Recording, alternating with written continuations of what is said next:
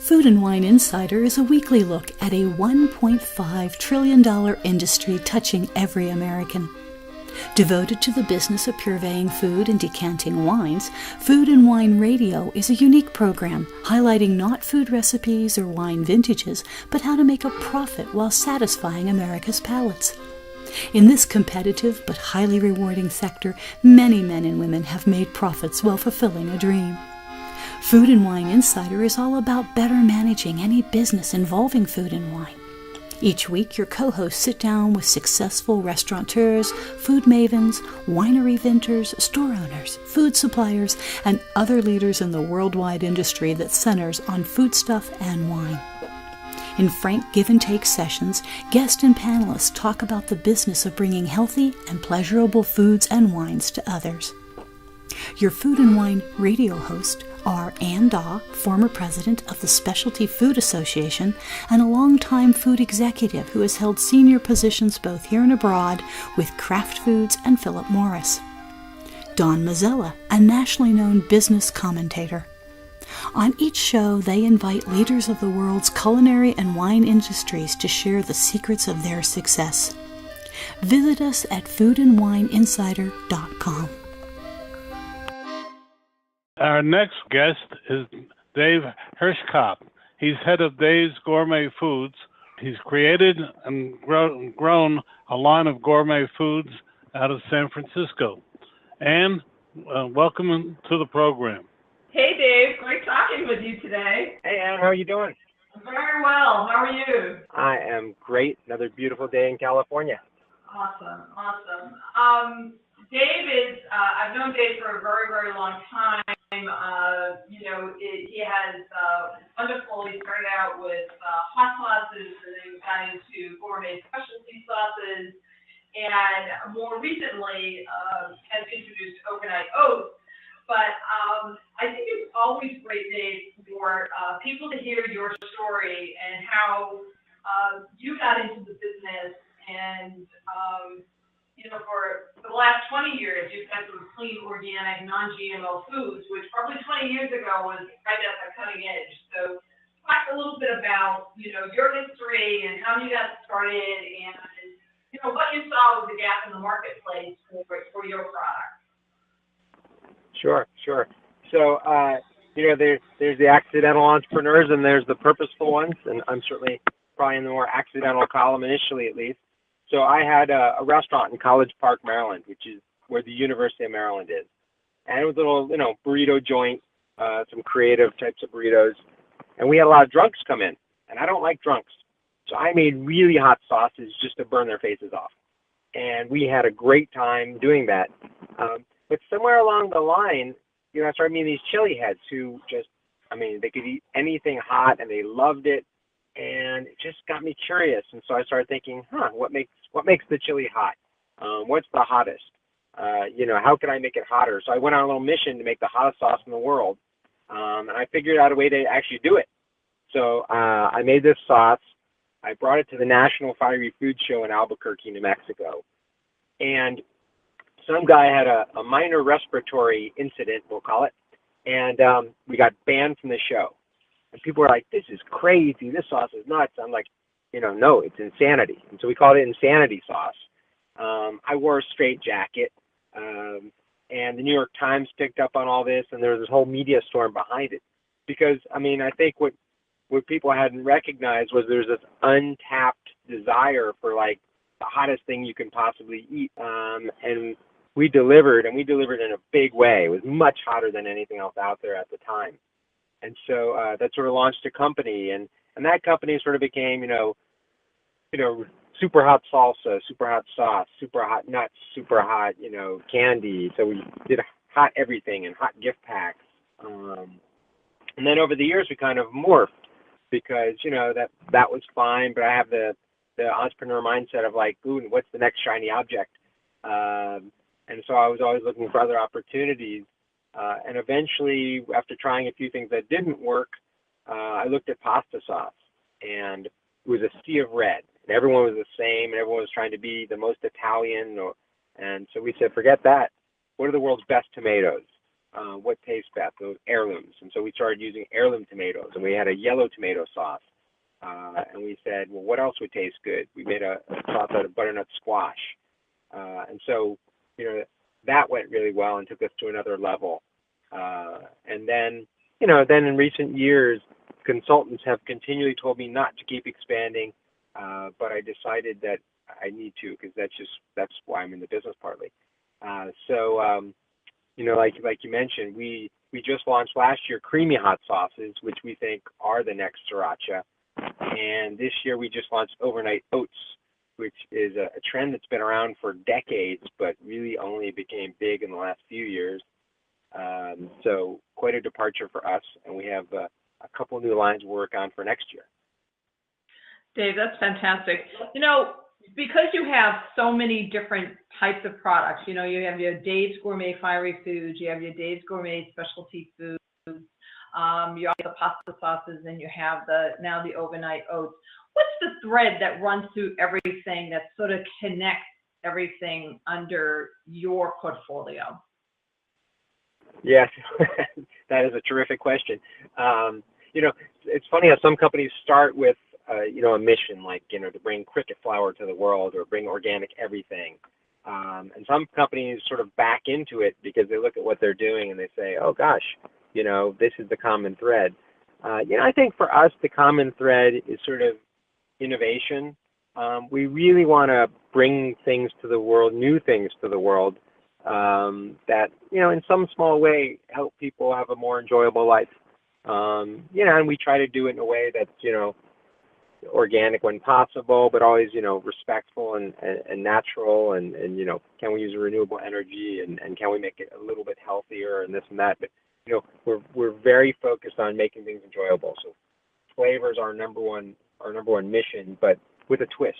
How can we make it fun and different? And so that's really the common thread, because you'll see, and certainly companies that are very more singular focused down the road will probably be more profitable and might sell for a higher multiple and all that. But you just got to figure out who you are, and sometimes you'll be a single category, like you'll be like Annie's. Annie's was, I forget, they started Cheddar Bunnies or whatever, and they started going to all these categories because they actually were a platform. So they're about making popular foods more natural and better for the environment. So you really are supposed to either be a single play in one category or a platform. And if you become sort of diverse like us, it has its definite downsides. But a lot of entrepreneurs that are creative, sort of like me, it's sort of what we enjoy. But the common thread is innovation. I don't think Dave gives himself enough credit for how unique he is in the way he markets. I mean, he was talking about the straitjacket earlier, because what I think Dave has done so brilliantly is he's taken a category and said, I want you, the consumer, to think about this differently. And so your hot sauce, your insanity sauce. I remember when you brought the scorpions to the Fancy Food Show, because you were talking about the scorpion pepper in your sauces. And now, certainly overnight oats, which is, there's a lot of behavior in oats, but nobody's really thought about taking it a different place and making it really so much more convenient so that people can have a really good, substantial meal in the morning and not be thinking about, I got to get the stove out and the water and so on and so forth. So I think there's so many interesting things that you can bring to the party. And I would really love for you to talk about what it takes to market a brand and give people advice on, it's not just making a product. It's also how you market it and sell it. And if you could talk a little bit about that, Dave, I think it's kind of your secret recipe. Yeah, I mean, so it's all about putting your best foot forward. And so it all starts with, what is that for you?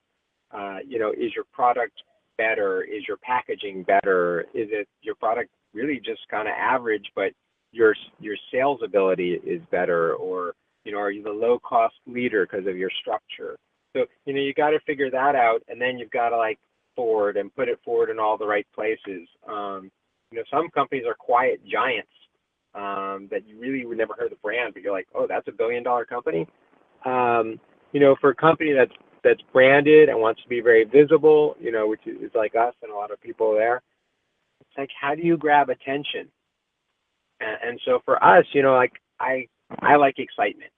And so what you find is a lot of stuff that will excite you will excite other people too. And so, for scorpion pepper sauce, like you mentioned, we brought live scorpions to one of the trade shows. And unfortunately, one killed the other. But, you don't put them in the same cage, apparently. The next year, we brought dried scorpions for people to eat. We've done a lot of like limited edition and reserve products, which is a great vehicle because you sell them and you can make money on it, but it actually is more about getting attention in media because the media likes limited edition and seasonal things. So, can you create something that people want to look at and say, wow, in the next month or two, we'll be launching an aging hot sauce. It's a wooden bottle where you pour your hot sauce in, and it's oak, and it speed ages. And, we're not going to sell very many, and we're not making very many, but, we're doing it because it's cool. And we'll go out to the media with it, and we know we'll get a certain amount of attention. And you get a credibility and respect in the hot sauce world or, whatever world you're playing in if you do items like that. So it's really all about, can you make or what can you do, on a promotion that's exciting? For the creamy hot sauces, we're going to try to sell food service, but, to most people, it sounds like another sales channel. No, it's not. It's demos. Sitting on a restaurant tabletop is a demo. So you could actually lose money selling to that channel, and you'd be a big winner because people know your stuff and love it. So what's the type of item you make? What fits? Is there a food service play? Is it PR? We can create limited edition items or do stunts or your ultimate weapon is making the greatest item that's so much better than everyone else. You can charge more, and people just pass around by word of mouth. I mean, that's where I put all my money. But if you can't make the world's greatest item, then and you have to focus on the marketing itself. That's really where you want to focus, because what happens otherwise in grocery is your promotional budgets are huge, and it's often your biggest part of your marketing budget. And you sit around griping that the distributor and the retailers are making you pay all this money. But really, you need to be more proactive about getting your item out there in a way that consumers can see it. Because if your item sells fast enough, you can spend a lot less on promotions. But if you're just sort of sitting back hoping people are going to buy it, you're going to end up spending a lot of money on promotions, and you're going to lose a lot of margin. Hey, Dave, obviously the marketplace is changing. We're seeing a lot more consolidation, whether it's, retail or even amongst the distributors. What's the biggest challenges for your brands who are fairly widely distributed in terms of just the challenges you're facing every day in terms of keeping your product on shelf and making sure that the retailer is getting the turns that they desire and so on. Just can you talk a little bit about that? Because I think that would be really important to the listeners. Yeah. So, if you listen to the private equity people in the industry and the retailers, I mean, the two numbers that really what everything boiled down to in this industry are velocity and margin, gross margin. So velocity is how fast you turn. You sell one jar per store per week, or 1.5, or 2, and it doesn't sound like a big deal, but if you're in 3,000 stores and you sell 2 jars a week versus 1, you doubled your sales without doing anything else. And if the category is at 1 and you're at 0.8, the chance of you staying on shelf isn't very good. So the retailer is going to come back to you and say, hey, I need you to spend some money. And this is thousands of dollars. It's never hundreds or tens of thousands. So the velocity is huge. And so, a company like us is very focused on what is that velocity? How fast is our item turning? because like companies that look at you they would rather you be in 400 stores with a high turn rate. Yeah, go ahead. Than be in 5,000 with a low turn rate. And the other thing is margin. A lot of people, if you price your item too low and you don't have enough margin, you won't have the money to spend to promote it. And then, then you're sort of stuck. So, the focus should be make the greatest item, price it where you need to get the right margin, and then focus on that velocity. And don't go too fast, You might want to grow a little more slowly, but the stores you're in, make sure you're turning quickly. And then the question for each brand is, well, how do you do that? And so, that's where we're focused is how do we do that? So creamy hot sauces, we're going to go after food service tabletops. The overnight oats, we're very digitally focused. So we're in Amazon exclusives right now, really pushing the metrics. So like we have a 5-star rating on Amazon, whereas Quaker Oats, which launched the same month as us, basically has like a 3.5 star. And that, if you play it right, you can really translate that out. So for everything, it's different, but a lot of it's, doing demos or in-store promotions, or, do you go to festivals and do tastings, or is there some sort of digital way of promoting? But it's hard. I mean, it really is a challenge because, you see it here in California or wherever you are, and I'm trying to affect people in Vermont and Texas and Iowa. I'm trying to get these people who, with a little push would try our stuff, and then, 80% of the people that try it would buy it, and, half of those people would keep buying it. So, like, it's really hard. You got to, I always think you have to sit down and think things back to a very basic level of, like, gosh, how do I get that guy or woman in Iowa, how do I get them to try my item? And then, how do I make sure they like it? So, I mean, that's what we sit around trying to figure out. And I hate to break in fascinating conversation, but we need to hear a word from our sponsor. Want to know more about health savings accounts for your company or yourself? Go to 2hsa.com and get a free employer's primer. Health savings accounts are a cost-effective way of offering health care benefits to your employees and yourself. HSAs build retirement funds for your employees, improve morale, and reduce your health care benefit cost. For a free employer guide to HSAs, go to 2hsa.com. That's 2hsa.com. And here with Dave Hirschkop, the head of Dave's Gourmet Foods. Back to you, Ann. Thanks, Don. Dave, one of the things I think it would be really helpful for people to hear about is how you manage your SKUs. You've introduced different products over time. There's always some that are really super fast moving and some that move maybe a little bit slower. How do you manage that with retail so that you get sufficient spacing for your brand? Yeah, so different companies will set different bars of where they cut things off. But we do an annual review of all of our items. They have to have a certain margin and a certain revenue, or they get eliminated. Unless there's something else they contribute, like they're an attention getter, or the media loves them, or buyers like to put them on the shelf to have something different. So I mean, you always want to have enough items where you have a brand block.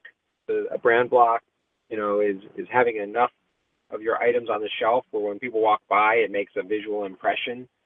Because oftentimes having the third and fourth item on the shelf, and of course you know all this, but having the third or fourth item on the shelf makes the first item sell faster. We don't want to lose money on items, and we don't want items being a distraction. So even if you're making a tiny bit of profit on it, it takes time to do all the purchasing and all the handling and all that, where we could be focusing on something else. And we launch a lot of items. So we want to be making room in terms of, cash flow and all that. Every year we do an annual review. Every year a few items certainly fall off. Certainly we envision if we get much larger that we would actually be even more anxious to eliminate items and have a smaller set of items because it is more efficient and it feels better for everyone who deals with you. Like, wow, everything they make sells really well, as opposed to they make a few things that sell really well, but some of their stuff, I don't know about that one. So that's sort of our process. Yeah. Would you say that it's better for you to make the decision to discontinue a product than have the retailer kind of do that to your line? In other words, how you manage the portfolio of products. Okay, I see what you're saying. Yeah, out in the distribution channel, absolutely. If you know an item's not doing well, the best thing you can do is go to the retailer and say, hey, this item from us is not doing well. We have a different item that we'd like to substitute in that will sell much faster. And we've done that with our pasta sauces because, buyers sometimes will come back to you and say, I want your 4th, 7th, and 8th best-selling sauces on my shelf. And you're like, oh, that's good, but we really need them to have the 1st, 2nd, and 3rd best-selling sauces for them to be successful and for us. And so you try to push them, hopefully, to that. But they might want the really different stuff. But then you're judged on that. And they don't sell well, and and you can hopefully go back to them if you have a good relationship and say, that's what we had talked about. Hey, can we substitute in the ones that sell better? Because, maintaining shelf space is the game. I mean, getting the velocity and selling quick is really core, but, then you get volume by being in 10,000 stores instead of, 1,000. And if you're adding 1,000 stores every year, but you're losing 850, that's really expensive because adding stores costs money. So you got to protect your territory and be smart about that. Hey, Dave, could you talk a little bit about what your biggest learning experience was in either starting this business or expanding the business or expanding the portfolio? It doesn't matter which aspect, but what was the greatest thing that you learned through the process? I kind of don't talk in what's your biggest successes and failures, but what was your sort of your aha moment? It's more like death by 1,000 cuts, but so there are lots of moments. I think my focus has always been product driven, and so the two things I would say. One is that I was surprised that people don't really test their products. That really most people just sort of their friends and family like their product, and so then they launch it. And I never thought about it, but if you look up the word average, the definition, that's where everyone falls because that's what the word means. So most everyone's product is average. And to be a standout product, to be really an excellent product, it takes a lot more work. It's not like a little more work. It's a lot more work to make a product that's outstanding. And so that was sort of a surprise that people don't put forth that effort. And I was really surprised, how big a difference it makes in the marketplace. And also a little surprised that, you can have an outstanding item, but it's just too esoteric. It's just too weird, and it doesn't sell. So it's sort of like, this whole thing around how do you make an outstanding item, and most people don't do it. But then it's also the positioning is so critical. Because I thought if you're innovative, people will really reward you, but that's not always true. A lot of the most successful companies in the world, they didn't really innovate that much. It was just a small tweak on something really popular already. So I think that was certainly a big education. And then I think the other part of the education is, there's a real business side to business. And so, you really either have to find someone else or you have to be able to do it yourself. That sort of blocking and tackling of, just dealing with all the numbers and details and forms and approvals and that really comes down to, partly people and partly paperwork. But that's just so important in our industry. And so, I think that was sort of a moment of like, wow, because I realized that that's not my strength at all.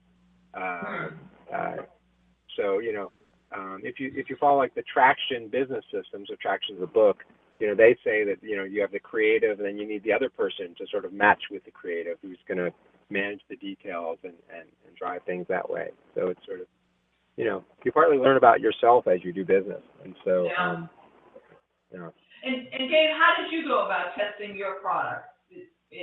What kind of methods did you use? How did you go about it? Yeah, so that's changed over time. So, of course, I started out with a restaurant, so I would test on customers, and I figured out which customers were chili heads, which ones loved incredibly spicy food. So we tested it on them. Sold the restaurant, what do you do then? So, there were some stores I had good relationships with locally, and so I would test things there. So we use like SurveyMonkey. We'll send out surveys on like the name of something or how something looks, but you can't test taste that way.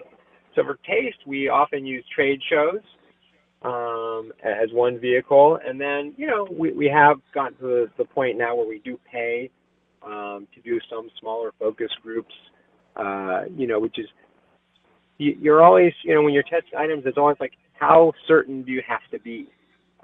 So a big company might test 500 people in multiple cities and all the perfect demographics, and that might make them 96% certain. Small companies can't do that, so maybe you'll do 50 people and you'll only be 72% certain. But we now have gotten more sophisticated in terms of like, well, we're not going to test people that will never buy that type of item. So we know who's going to buy an overnight oat by and large. And so we'll test the product on at least the right demographic. Probably not enough people, but we'll pick out at least 2 or 3 cities that make sense. 70% of the population lives east of the Mississippi, so you don't want to ignore that. When it comes to gourmet foods, it's more, it can be a little more urban. So I mean, just you sort of learn the biases, and you also learn that there are tricks to how to ask questions and which questions to ask.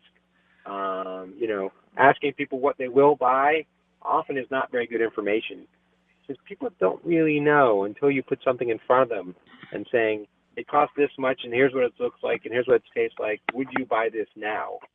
That's a more accurate type of question. So, we sort of learned some tricks, and we've gotten more sophisticated. We're not at the big company level yet, but I've learned that you don't just sit around and ask your 10 or 15 closest friends and family, because they love you and they will be very kind. Yeah.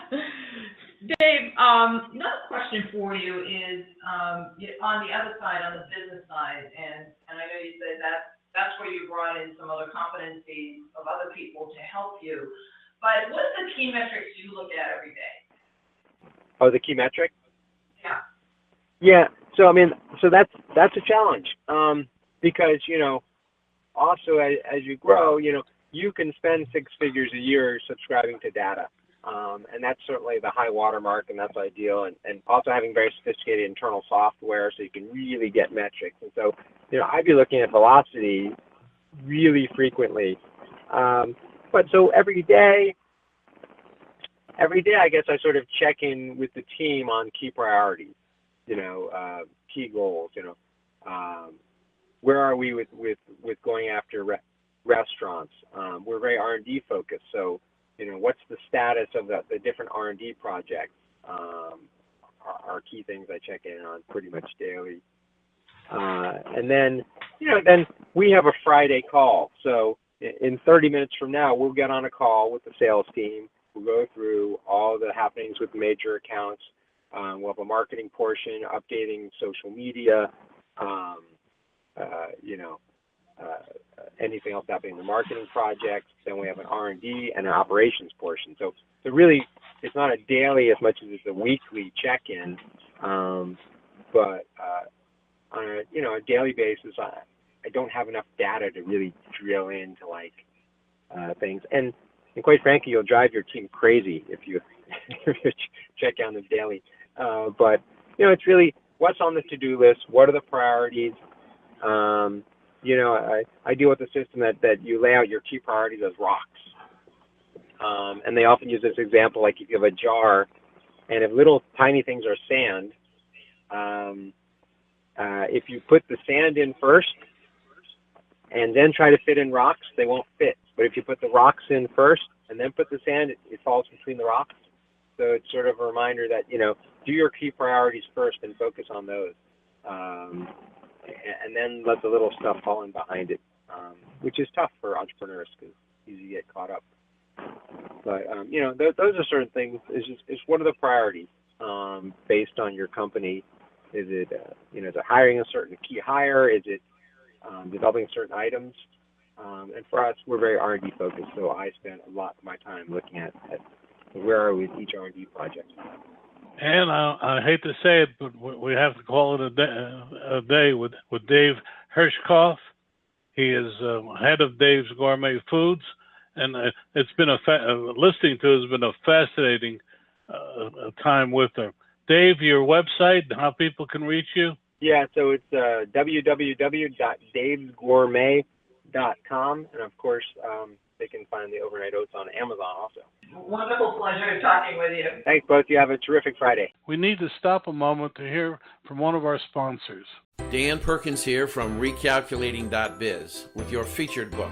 I want to tell you about a recent interview I had with Bob Bethel, a turnaround specialist with lots of success in small business. Bob's new book is Strengthen Your Business, Fail-Proof Strategies for Small Business. He tells us of his life successes and failures that have made him and his clients so successful. Over the years, Bob has brought 77 companies back from the brink and changed them into thriving, profitable businesses. His energy is amazing, and at 74, he proves that you can still have a great deal to give others if you just try. His suggestions are easy to understand and very helpful. One insight struck me was that most companies do not have a plan. The old Chinese proverb says, if you don't know where you're going, then any road will take you there, is true today. Bob Bethel's book, Strengthen Your Business, can be found at Amazon.com or can be ordered at your local bookstore. This has been Dan Perkins with your Recalculating.biz featured book. And our next guest is an example of Korean food, which is one of the fastest rising cuisines in America. Many Americans are just getting a taste of this Asian import and liking it. Korean food is rapidly becoming a new American favorite.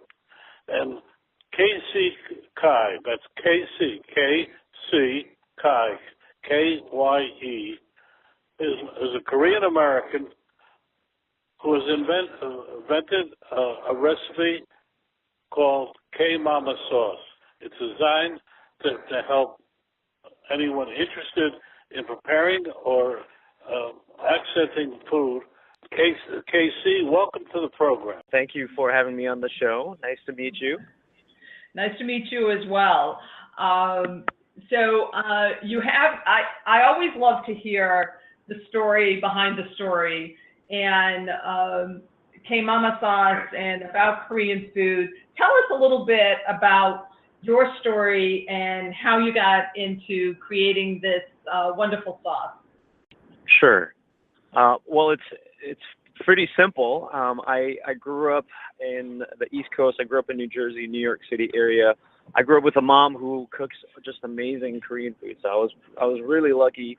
I didn't realize not everyone's moms cooks at homes, but my mom cooked amazing Korean food every day, and I had the privilege and joy of growing up with that. And for undergrad and for grad school, and most recently when I transplanted for work and moved out to Minnesota, I just really, really missed Korean food. And there's Korean food out here. I don't think it's as available, or it's definitely not as affordable. So, for me, it was just a combination of missing my mom's cooked meals, missing just Korean food in general. And then at a certain point, I said, you know what, I love hot sauce. Maybe there's got to be some way to bring those two together, hot sauce, that is, and Korean food. And so a bunch of my friends in my church decided to kind of play around a few recipes. And, we started testing them out at farmers markets, and people gave us just amazing insights on especially the attributes of vegan, MSG-free, gluten-free, but essentially it was a community effort that started in my church basement that moved to farmers markets and commercial kitchens. And I think really we were just really lucky that we started 3-4 years ago, at least the idea of Korean food in a bottle, because I think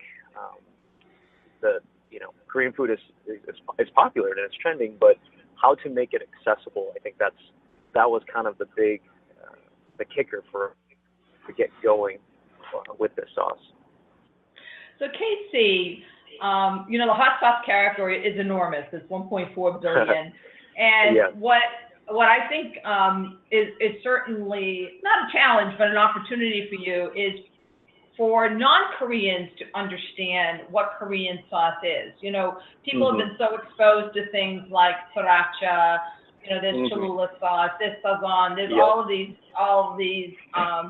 sauces, and now people are getting familiar with gochujang. So how would you describe what a Korean sauce is versus all of these other sort of hot sauces? I love that question. When you talk about hot sauce, it gets me going. The hot sauce, I love hot sauce because I love hot foods. Not all Korean foods are hot, but my mother's food, particularly from the region that she comes from near Busan, is more spicy and salty. So I have an affinity towards that. When you talk about hot sauce, I grew up in the States, so I think, like you, and I love the story behind the hot sauce. When I hear about Tabasco and over its, I think over 130 years of being around, and especially sriracha, that really is a big inspiration for me too. Those two hot sauces and their stories that comes along with what it means to create something that adds flavor, adds heat to foods. That's what I tried to aim for with K-Mama. Realizing that bibimbap, obviously the rice bowl with veggies, topped with egg and some protein, you mix it with a certain type of spice, and the gochujang is a base of it. So we wanted to go off something like that. We knew that people had an access point with bibimbap. Obviously, Korean barbecue is huge, and kimchi. And I think bibimbap's kind of the third kind of entree into Korean cuisine. And so seeing that as an opening for us is we wanted to create something that was more than just spicy. And I think, Tabasco's got the tang and sriracha's got the garlicky. But we want a little bit sweet, umami, and a little, keep it authentically spicy too. So, I think that's what allowed us to kind of open the door is seeing even bibimbap being served as fast casual like Chipotle now in different parts of the U.S. as well as obviously in Korea. Right. It's interesting because we're seeing sort of a surgence or a interest in the fermented foods, and obviously, kimchi and the Korean food itself, sort of builds on that, and why that's good for you to eat those types of foods. I would love for you to talk a little bit about what makes Korean food different than, Japanese or Chinese, which might be a little bit more familiar to people, and talk about why you think Korean food actually, in fact, may start accelerating in terms of interest. Love that question too. When I think about Korean food, it's really, you have to think about Korea pre, 20th century. So it's lots of vegetables, lots of roots. The Korean Peninsula was a very modest country. We weren't, industrializing until the early 1900s. So when I say that, we weren't rich, so we didn't have a lot of protein sources. So we used what we had. Rice obviously is a base, but then you add just different cabbage and onion, and like I said, the radish. Those are all kind of the staple side, along with the occasional fish and chicken that we would, if you were well off. So I think when I think about Korean food, it's the, my friends call it a flavor explosion, because with the little that we had, we tried to make flavor a priority. And I think, something to the effect what you said about fermented foods. We didn't have a luxurious refrigeration system. So we had to preserve things. We had to ferment things. I think when I think about those cultures that really wanted to make their food last, fermented cabbage for Koreans. But when I think about olives and cheese and other fermented foods, I think those are the kind of I wouldn't say natural, but it kind of evolved into preservation mode, right? Literally, you had to make it last. And so for Korean food, it's pretty much vegetable based. You add a couple spices, and you have a rice base. So I love the fact that is known, particularly in East Asia, most Chinese, Japanese, and South Asians as well. It's a healthy, delicious, and pretty straightforward in the sense of its ingredients. That's awesome.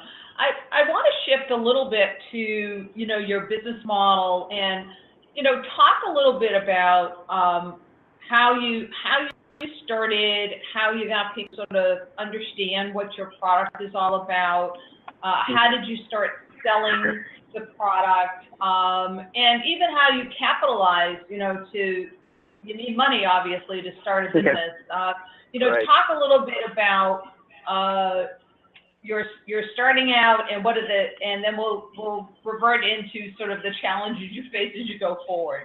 Sure. Oh gosh, where to start? So I'll just start with a little bit of my background, and this is only just to kind of give a sense of, man, never would I have imagined starting a Korean hot dog company. But I have some nonprofit background, so I was a minister for about 10 years. And then I worked for government and community organizing in between, and then I moved on to this in the last 2-3 years. And I think those vocations or careers, if you want to call them, matter because for me, I realized I was good at finding money.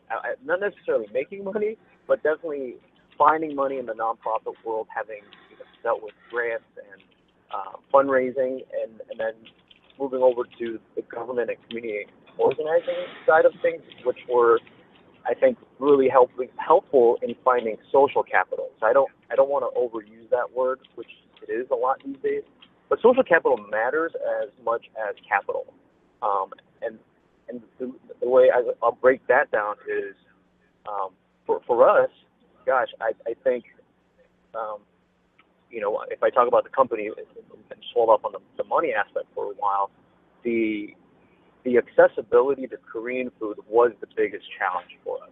So why do we call it K-Mama, instead of some other gochujang name or something? And for me, that was a very particular move to say, you know what, Korean music, so K-pop is trending and K-dramas are trending. Why? My mom is the inspiration of the song, so let's just call it K-Mama. So that's an accessibility point. There's instead of having a big tub of gochujang and doing whatever you need to do with it, you said let's really think about how people eat food these days, which is on the go, and you have to have hot dogs for some people. So that being said, let's put it in a bottle, and I think all those things helped us understand, and especially the face and logo for us really mattered too. We took, I thank my design team. It took about 40 hours to come up with our face of our brand. And that matters because obviously the Korean flag colors in the background. But when I see K-Mama, when I think about my mom essentially on the logo, it's a friendly, tenacious, and energetic. That's the feel I want to give with our brand, as well as that kind of invitation for people to try our products. So that's kind of on the business development side of things. The money capitalization question that you mentioned, it has to all go back to social capital, or I would just call it having a community of people that really, really support me in this endeavor. And that was my church. And that was just an incredible community, not just my church, but that I would say would be a starting place, and then obviously family and friends. And I have the privilege of just having an amazing, I wouldn't even say necessarily just financially wealthy, but just we have over 30 ethnic groups here in a small church in Minneapolis called Church Home Nation. And they're I think one of the most important feedback and wealth that I could have imagined was the support, obviously the the recipe creation help that I received, but also the feedback of, is this too spicy? Is this too salty? Is this too thick or thin? And we've, multiple blind taste tests prior to going out to farmers markets, but sharing the people, the ideas, sometimes even cars and, tents that we needed to be out selling to pop sauce. So all those things, really, I think the biggest hurdle is starting. and obviously now 2.5 years later, we're on Amazon and we're in, co-ops and Hy-Vees and grocery chains. It's light years. It seems light years away, but I think not knowing anything jumping in with regards to a for-profit, but having, I think, the previous interviewee just name, surrounding yourself with people who do know what they're doing. And my church, thankfully, we had enough, more than enough people who were willing to support me financially. And, 5 out of my 7 employees are from my church, who are a lot more skilled at marketing, operations, and finances. And, so I think that the people resources, going back to that social capital, was a tremendous help. We're talking with Casey Kye, K-Y-E. He's the inventor of K-Mama sauce. He's brought this sauce to the American palate. It's available on his website. It's also available via Amazon. Casey, welcome back to the show. Tell us a little bit more.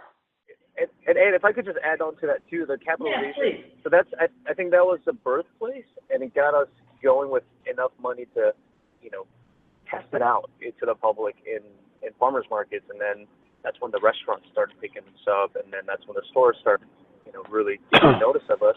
But really beyond the first step of just breaking in with a product was really finding the nonprofit groups. For instance, there's one called Neighborhood Development Center, but there's one like this everywhere in most metropolitan cities. And what they do is they afford classes, workshops, even grants to people of color, women, particularly. And, I didn't know anything about business management, or I didn't know anything to start up a business, but there were those 2 different classes that were offered at a very, very meek, very affordable prices, 4-month classes each.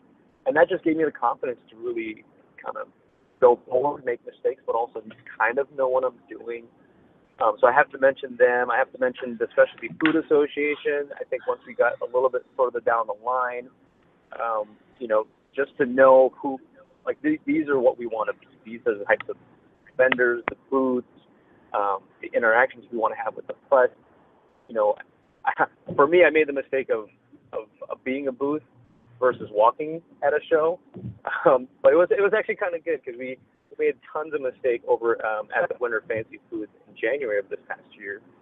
But it wouldn't have been possible. It wouldn't have been affordable without the Department of Ag in Minnesota, for instance. So, kudos to the USDA and Department of Agriculture, or at least Minnesota and a variety of other states that have this pavilion that allows smaller guys like us to make it affordable to be at these major trade shows. And that was a big deal because we did our first in January at the Winter Fancy Food, and then by summer we had gotten a Sophie Award for the gluten-free new product. So obviously that was tremendous, and with regards to kind of taking us to at least somewhat of a mainstream brand.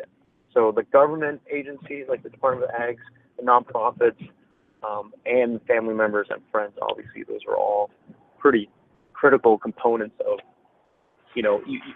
I didn't get a ton of money from government, but they give you those reimbursements, those kickbacks to be at those shows, or counted, and then the nonprofit. Yeah, Casey, I think that's a really important aspect, because I think a lot of small businesses don't realize that there are resources out there to help people get started. Certainly the Specialty Food Association, but there's a food export program, there's your state departments of ag that can really actually help you. I think the food export program, actually, you can be in that for like 5 years, and they cover half of your expenses. Right. And this is really important for small businesses because you don't want to feel like, wow, what I need to do is shell out a lot of money for my first booth. And Right.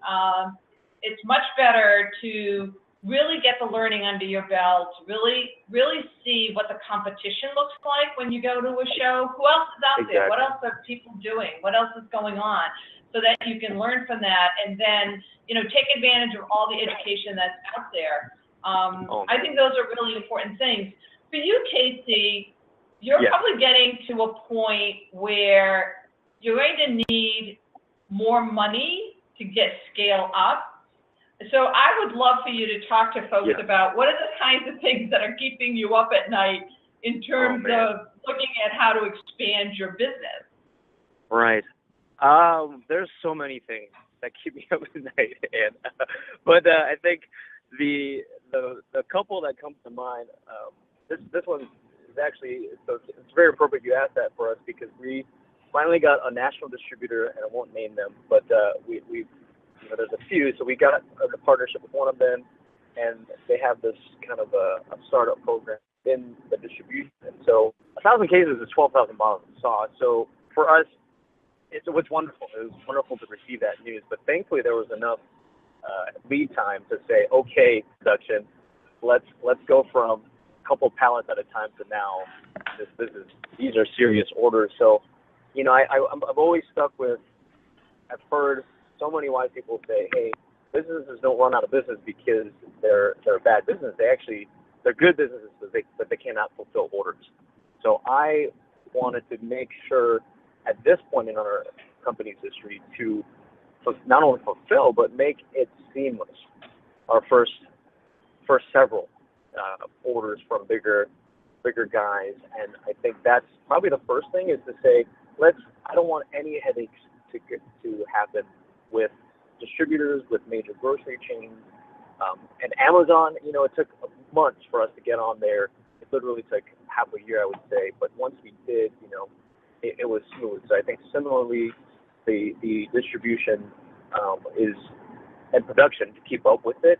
It's a fine balance, right? Because I don't, for us, when we order 10,000 or several thousands of pounds of ingredients each, it costs us quite a bit of money, and we're still at that size where we don't have that money up front. But thankfully, we're asking for those terms. Our local banks that we work with, the business banks that we partner with, they afford us that line of credit. So I think it's a natural. I hate to say it, but a natural progression of knowing. That's what I mean. Like to find where the money is, at least get those types of terms and cushion to allow for those bigger orders. That was probably one of the biggest successes, I guess, this year was to get a bigger line of credit. Like that was so huge to have that operating cash flow that alleviates some of that pressure from our credit card and my own personal money. So I think those are the two things: the production,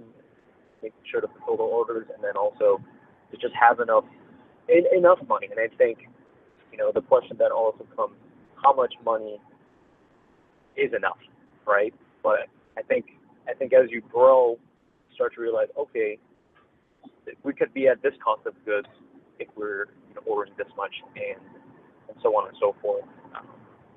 But yeah, that's it. I think that just takes time and experience and wisdom. No, absolutely. Casey, question for you, because I think it's important for people to know this, is how many bottles do you pack in a case? We have a 12-pack. Okay. Yep. And we've toyed around with 6 even as we look to Canada and even in different parts of New York City, they were asking for a 6-pack just to kind of see if it would do well instead of doing the whole 12. But yes, currently a 12-pack. Yeah, it's just a little bit of food for thought is as what I've seen in terms of working with a lot of entrepreneurs is the most important thing to a distributor and a retailer is the turns of your cases. And so even though it seems like, wow, I'm using more packaging material because I'm going to pack in 6s versus 12, what you really Right. want to do is get those turns up. And so I think it's always really smart to try and pack in smaller cases like sixes, and get those turns, because that gets the retailer excited. Wow, this product is moving off the shelf quickly. The distributor gets excited. We need to order more. And a 12-pack, they're not paying attention that you may have sold 12, but if it takes a long time, they won't necessarily feel that's a success. And a lot of small businesses, some of these little details that I think really help a business be successful. So as you think about your future, it's a really great opportunity to sort of think about what's important to the customer, what's important to the distributor to keep you top of mind. And what I'd love for you to talk a little bit about is, what do you see in your future? How do you see expanding from where you are today? Sure. And I want to just go off of the first thought that you had, because I love that the 6-pack. I think that's going to be amazing. I think that's going to be helpful for us for sure. So I appreciate that. And we are also thinking about 6 ounces. If you go to a different country, when I think about the countries that are interested in our sauces, UK, Canada, and South Korea at the moment, they ask, 6 ounces is actually a normal sized bottle. To have a 12-ounce bottle is a very American phenomenon. But I think it also actually allows us here in places that are unfamiliar with our brand and our products to say, 6 ounces, less of a commitment. I'll try that versus a full 12-ounce. So that was just one of my thoughts, and we're developing that as well.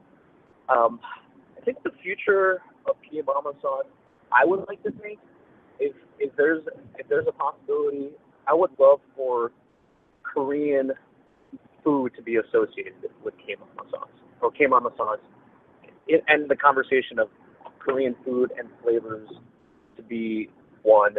I know I think that's ambitious to think of, but what I mean by that, for instance, there's really no one Korean American brand that kind of holds down what it means to create, but also keep an experience of Korean food.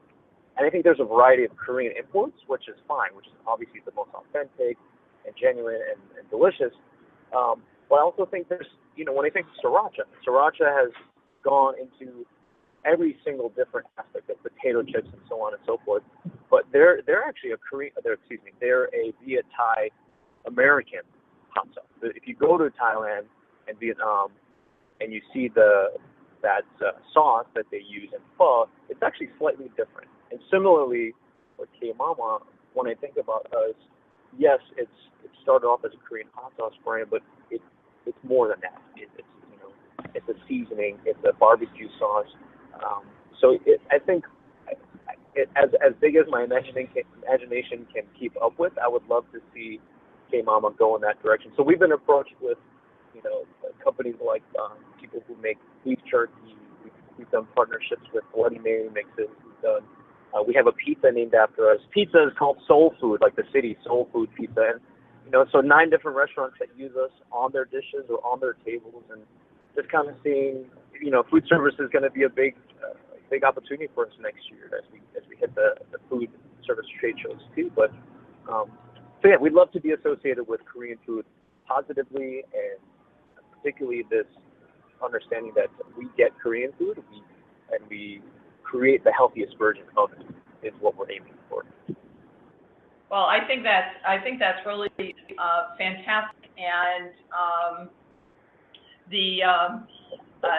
I had one thought for you, because I used to work for when I worked in Hong Kong, I worked for a Korean boss, and he always had his hot sauce with him on every flight, and it would be awesome if you were on Korean Airlines or any of the other airlines with a trial, almost a trial size, to get people to really know K Mama. But I'll leave you with that thought.